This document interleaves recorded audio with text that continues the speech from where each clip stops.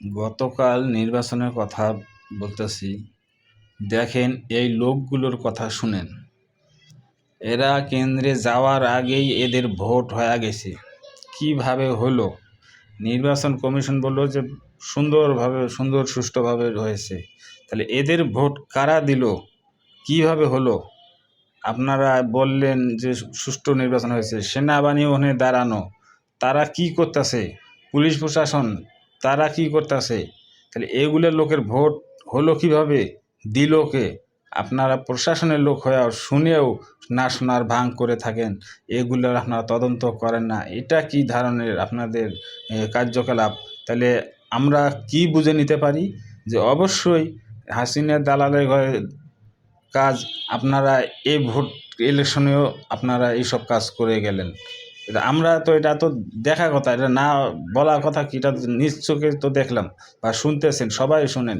তবে আমার কথাগুলো আগে শুনে যান, লোকগুলো কি বলে, তার পরে আমি বাকিটা বলতেছি। আমার তো এই আইডি কার্ড, আমার এই যে হাতে যে একটা দাগ দেয়, বসনীয় দাগ, সে দাগও তো নাই। তাহলে আমার ভোটটা কে দিল?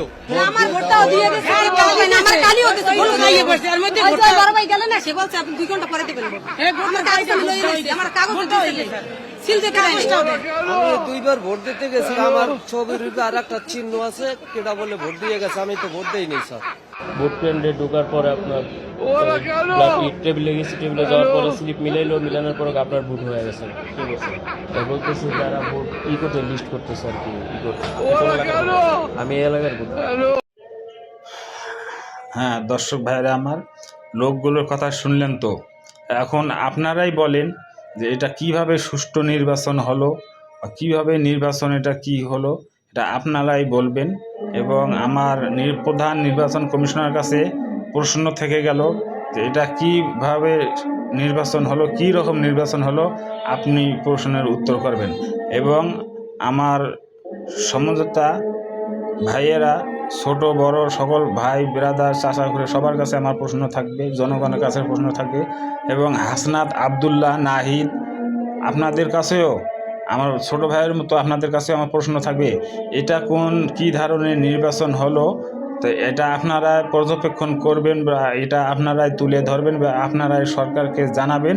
এটা কিভাবে কি করবেন, এটা আমার মত বিনিময়ে যে এটা কোনো নির্বাচন হয়নি, এটা কারচুপি করেছে, এটা বিএনপির এটা ষড়যন্ত্র করেছে। এবং প্রশাসন সহকারে, রিটার্নিং অফিসার সহকারে, প্রশাসন সহকারে, পুলিশ প্রশাসন সহকারে এরা সব দালালি করছে বিএনপির।